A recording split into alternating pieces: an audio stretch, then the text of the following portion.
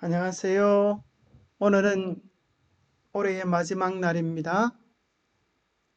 1년 동안 함께 해주신 여러분들 위해 하나님의 크신 축복이 함께하기를 간구합니다. 12월 31일 금요일 더 깊은 연구를 위하여 기억절 너희에게 인내가 필요함은 너희가 하나님의 뜻을 행한 후에 약속하신 것을 받기 위함이라. 학습 목표 초대교회 성도들이 지체되는 듯 보이는 예수님의 재림으로 인해 겪고 있었던 어려움을 이해한다. 그리스도인으로 살아가면서 경험하는 어려움들에도 불구하고 더 확실한 약속이 있음에 감사한다. 하나님에게서 멀어지도록 하려는 유혹과 시험이 있을지라도 믿음 위에 굳게 서서 살아간다. 1월 소지는 영광스러운 시작. 처음 교회가 세워지며 이런 역사가 있을 때 성령 충만함의 역사와 감동이 그들 속에 있었습니다. 월요일 소지 고난, 그러나 그들을 위하여 기다리고 있는 것은 사단의 방해와 고난이었습니다. 그것이 한두 번이 아니라 계속 되어지는 어려움일 때 그것을 어떻게 이겨낼 수 있겠습니까? 함께 노력함으로 이길 수 있을 것입니다. 믿음의 주요 또 온전케 하시는 이인 예수를 바라보면서 믿음의 성도들이 서로를 격려하고 용기를 주며 믿음으로 서로를 일으켜 세울 때 함께 이겨낼 수 있을 것입니다. 모든 날 마지막에 초대교회 성도들은 다가오실 예수님의 재림을 고대했습니다. 우리와 같은 처지와 형편이 있다고 생각합니다. 그들은 하늘을 바라보면서 속히 오실 주님을 기다렸지만 주님은 오시지 않고 그들에게 더 많은 어려움과 시련과 핍박이 계속되어질 때 그들은 히브리서를 통하여 위로와 힘과 용기를 얻을 수 있었습니다. 일요일 소지 영광스러운 시작. 히브리서는 히브리서 13장 22절에 기록된 것처럼 권면의 말, 곧 회당과 기독교 예배에서 사용하던 설교를 가리킬 때 사용된 단어입니다. 그래서 히브리서는 초기의 완벽한 기독교 설교라고 주장되어져 왔습니다. 신약 성경을 한번 좀 살펴보겠습니다. 신약은 27권으로 이루어져 있고 구약과 마찬가지로 신약도 역사와 체험, 미래로 이루어져 있습니다. 그래서 신약 성경 가운데 역사서는 사복음서와 사도행전, 그들의 체험을 뜻하는 서신서들은 바울 서신 14권과 공동 서신 혹은 일반 서신이라고 말하는 7권의 서신, 그리고 마지막 예언서인 요한계시록 1권이 있었습니다. 바울 서신은 책 이름이 바울의 편지를 받는 교회나 사람의 이름이었고 또 히브리서는 히브리 민족들에게 보낸 히브리 사람들에게 보낸 사도 바울의 편지였습니다. 공동서신과 일반 서신은 요한계시록 앞에 나와 있는 7권의 책인데요. 이 책의 제목은 책을 쓴 사람의 이름으로 그렇게 기록되어져 있습니다. 그래서 끝에 서라고 하는 것은 편지라고 하는 것입니다. 신약 성경에는 37은 21, 21권의 서신서가 있습니다.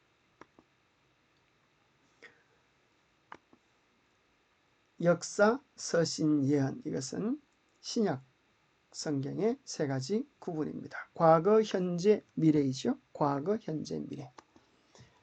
자, 사도 히브리서는 누가 썼느냐에 대한 견해가 분분한데요. 그러나 우리는 정통적으로 또 교회 정설은 히브리서의 내용과 사상을 볼 때 사도 바울이 저자라고 그렇게 받아들이고 있습니다.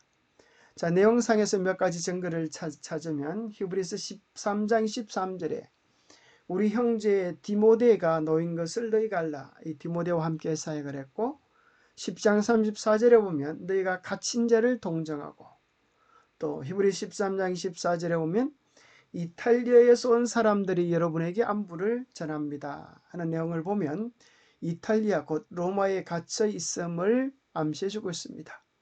또 그가 디모데와 함께 살겠다고 하면 우리는 그를 바울이라고 추정할 수 있고, 게다가 히브리서의 깊은 신학적 통찰력과 깊이 논리적 설득력을 바라볼 때 정말 바울이 썼음을 확신하게 됩니다. 누구에게 보낸 서신인가 하면 초대 그리스도인들, 박해받는 유대인들에게 보낸 편지서이며, 또 오늘 재림을 기다리는 우리들에게 예수 그리스도의 현 주소를 알려주는 소중한 책이라고 생각합니다. 언제 기록이 되어졌는가? 바울은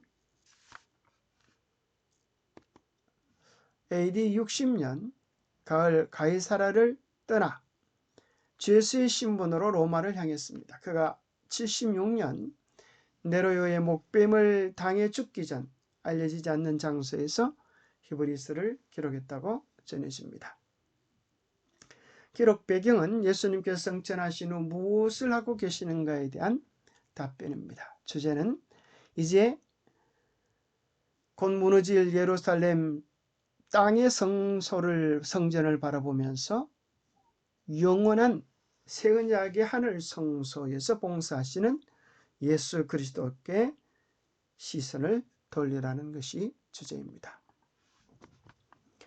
자, 히브리서 전체 속에서는 더 뛰어나신 그리스도를 보여줍니다. 1장에서는 선지자보다 뛰어나신 그리스도, 선사보다 뛰어나신 그리스도, 모세보다 뛰어나신 그리스도, 여호수아보다 더 뛰어나신 그리스도, 대제사장 아론보다 뛰어나신 그리스도, 멜기세덱보다 더 뛰어나신 멜기세덱의 반차를 쫓은 대제사장 그리스도, 지상 성소보다 뛰어난 하늘 성소에서 봉사하시는 정말 우리의 모든 것의 모든 것 되시는 그리스도를 소개해주고 있습니다. 히브리서 독자들은 처음 회심했을 때 어떤 경험을 하게 되었을까요? 히브리서 2장 3절 4절에 보면 우리가 이같이 큰 구원을 등한히 여기면 어찌 그 보응을 피하리요. 이 구원은 처음에 주로 말씀하신 바요 들은 자들이 우리에게 확정한 바니 하나님도 표적들과 기사들과 여러 가지 능력과 및 자기의 뜻을 따라 성령이 나누어 주신 것으로서 그들과 함께 정언하셨느니라. 큰 구원이라고 하는 것은 이제 복음의 본체 되시는 예수 그리스도를 통하여 전해진 구원입니다. 예수 그리스도의 생애와 십자가 부활, 성천 얼마나 놀랍고 큰 구원의 근거가 됩니까? 아마도 예수님께서 직접 그 기별을 들었던 사람들은 많지 아니하고 많은 사람들은 그들을 통하여 전해 들었습니다. 복음이 전해질 때 표적과 기사와 성령의 나누어 주심으로써 영적 경험들이 풍성하게 되어졌습니다. 그래서 우리는 사도행전 2장 3장에 있었던 성령의 충만함으로 인하여 일어났던 방언의 역사, 또 사도행전 8장에서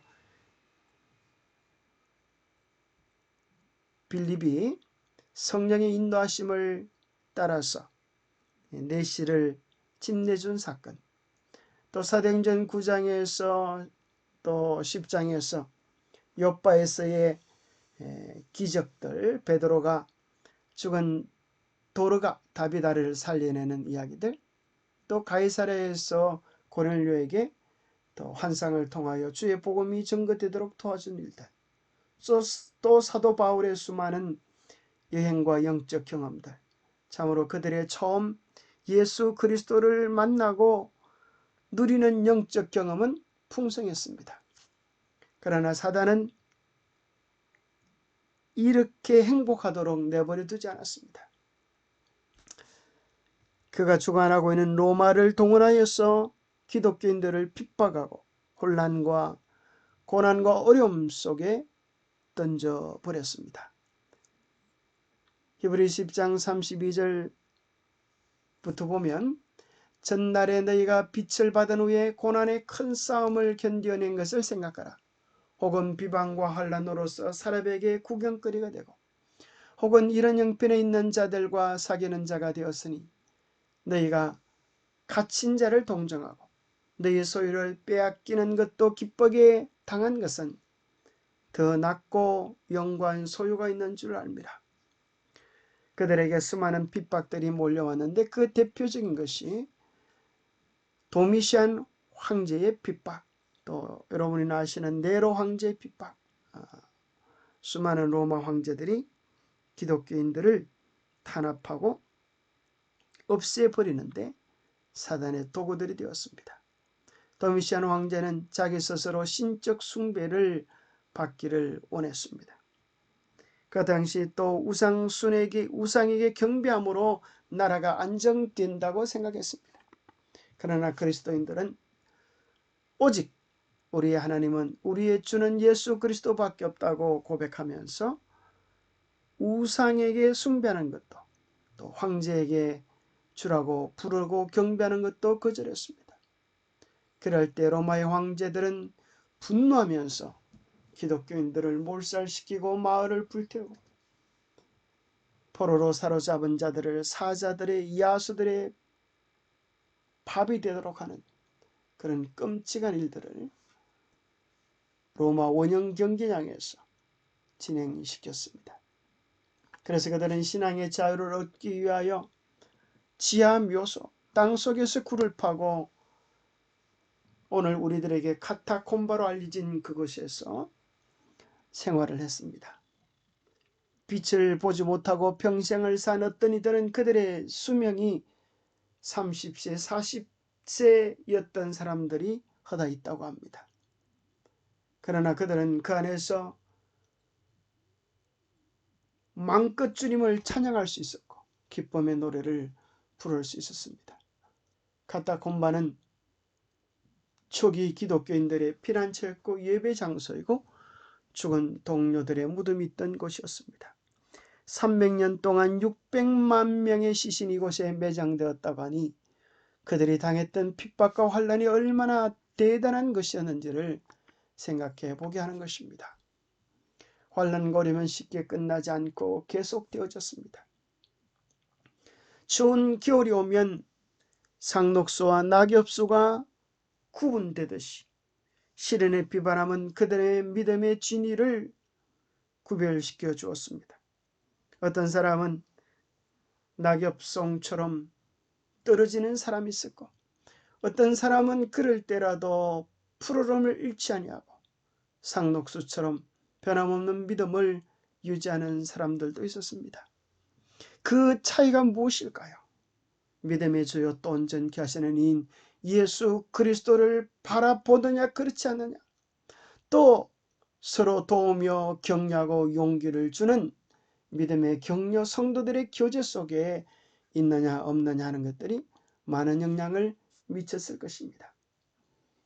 우리는 신앙의 핍박과 어려움 속에 홀로 섰던 믿음의 대선배 엘리야를 생각해 봅니다.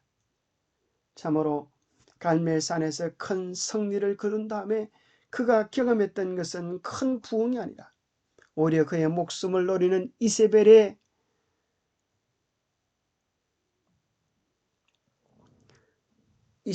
엄포였습니다.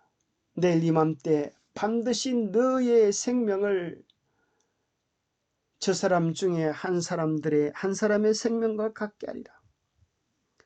엘리야는 하나님을 바라볼 때 용기를 얻었지만 그도 자신의 형편을 바라볼 때 우리처럼 연약하여져서 살기 위하여 도망치다가 한 로뎀 나무 아래에서 그렇게 고백했습니다. 여호와여 넉넉하오니 지금 내 생명을 거두시옵소서. 나는 내 조상들보다 낫지 않습니다. 그러나 하나님은 그를 거두지 아니하시고 그에게 가장 필요되는 것들로 채워주셨습니다. 하나님은 언제나 우리에게 가장 좋은 위로와 답이 되어주셨습니다. 우리의 처지와 형편을 아시는 주님께서 로뎀 나무 아래 누워 자는 엘리야를 위하여 구운 떡과 물을 준비하시고 어루만져 주시면서 그를 새롭게 회복시켜 주셨습니다. 하나님께서는 엘리야를 위하여 실제적인 필요를 채우신 것입니다.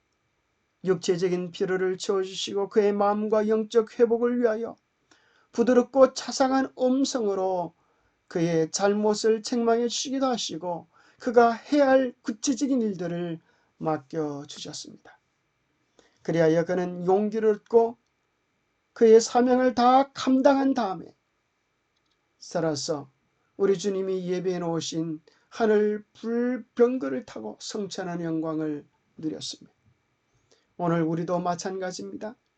우리에게 어려움과 시련과 환란이 있는 것은 분명하지만 우리도 엘리야처럼 우리에게 주어진 일들을 잘 감당하고 승리해야 되겠습니다. 어떻게 힘을 얻을 수 있을 것인가? 하나는 하나님과의 관계이고 또 하나는 성도들과의 관계입니다.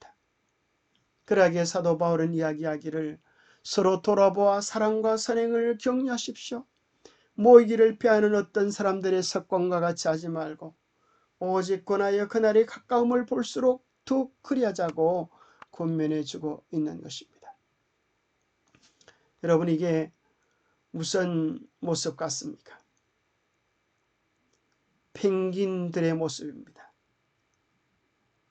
펭귄들이 아주 연약한 새끼들을 살리기 위하여서 그들을 가운데 두고 그 추위 속에서 그들의 체온으로 서로를 이겨내는 소위 허들링이라고 하는 것을 통하여서 그 남극의 맹추위를 이겨낸다고 합니다. 남극의 한겨울의 기온은 영하 60도, 70도가 보통이고 최대 영하 88도까지 내려가는 엄청난 추위를 보인다고 합니다. 겨울엔 해가 뜨지 않는 암야기가 이어지고 특유의 강풍까지 몰아친다고 합니다. 대부분 짐승들은 추위를 피하여 도망가지만 그들은 오히려 이 추위 속으로 모여듭니다. 가장 추운 곳에서 그들은 천적을 피한 가장 안전한 장소를 발견한다고 합니다. 한 마리, 두 마리만 있다고 하면 그들은 추위에서 분명히 얼어 죽을 것입니다. 살을 에이는 추위의 극점에 도착한 이 황제 펭귄의 무리는 서로 몸을 빗대고 촘촘히 포개어 원을 만든 다음에 끊임없이 돈다고 합니다. 중심을 두고 서로 돌면서 바깥의 맹추위를 받는 그 펭귄이 온몸으로 감당하다가 또 안으로 들어가고 안에 있는 펭귄들은 바깥으로 나오고 계속 회전을 하면서 그들의 추위, 그 추위를 그들의 체온으로 함께함으로 그 극한의 추위의 4개월을 이렇게 이겨낸다고 합니다. 이 펭귄들을 보면서 우리도 큰 교훈을 얻지 않습니까? 머지않아 시련의 비바람이 몰아칠 것입니다. 우리도 주님의 사랑으로 이겨내야겠습니다.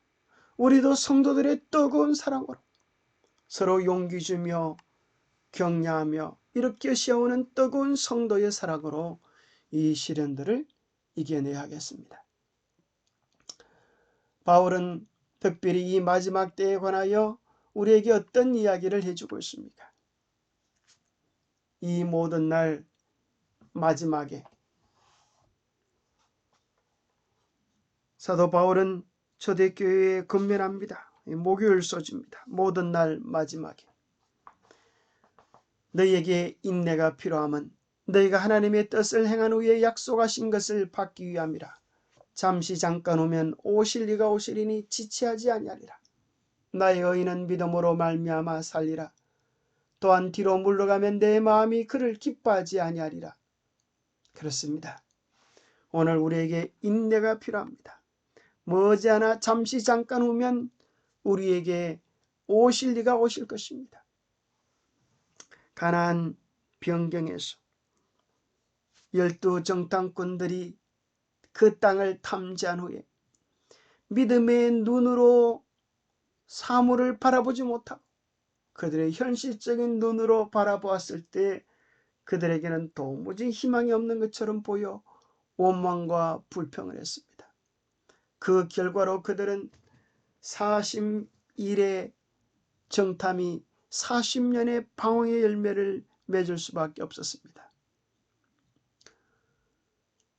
또 그들은 시딤에서 바알 부올 숭배를 통하여서 또 모아비들과 음행을 통하여서 24,000여 명이 죽임을 당했습니다.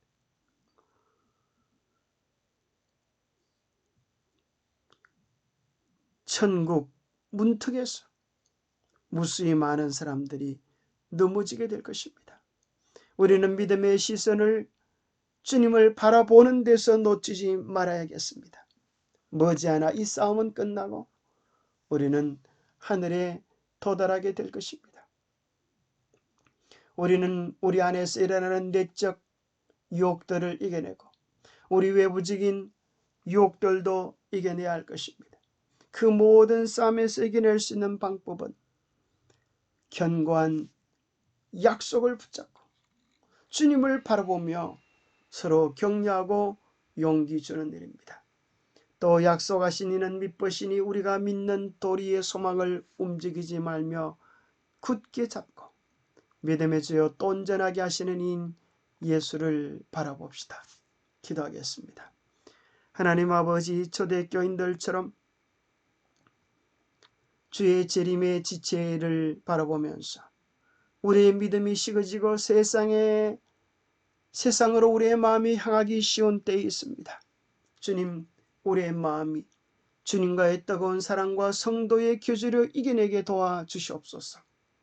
머지않아 오실 주의 재림을 준비하면서 외쳐서 우리의 사명을 다하는 자랑스러운 주님의 백성들이 되도록 축복하여 주시옵소서.